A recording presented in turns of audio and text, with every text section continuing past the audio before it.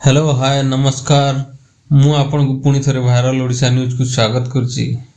आसंत जानिबा Ayushman card new update विषय रे वीडियोटी आरंभ करबा पूर्व जदि आपण माने आम चैनल टी को प्रथमे आछंती ताहले चैनल टी को सब्सक्राइब करके रखंतु जा द्वारा आपण को प्रथम वीडियोटी पाई परिबे।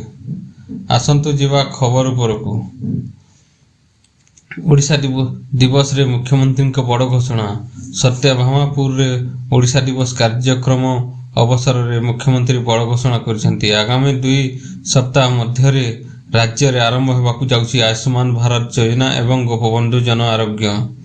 सारा ओडिशा रे 3,52 लाख लोकन को शामिल करा जिवो। यह द्वारा देश सारा 29,000 मेडिकल रे स्वास्थ्य सेवा मिलिबो। सूचना अनुसार आयुष्मान भारत प्रधानमंत्री आरोग्य योजना रे 76,80,000 रु अधिक परिवार एवं गोपबंधु आरोग्य योजना रे 35,84,000 अधिक परिवार उपकृत हेबे। योजना हिताधिकारी मानकु गोटिए स्वास्थ्य कार्ड जोगाई दिया।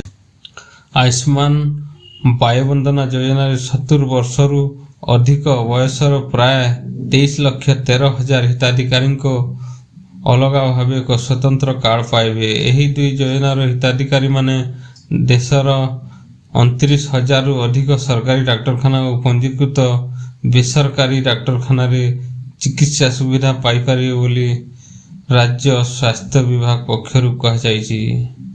वीडियोटी को शेष पर्यंत देखिथिबारु धन्यवाद। वीडियोटी भल लागिथिले वीडियोटी को लाइक और चैनल टी को सब्सक्राइब करंतु। धन्यवाद।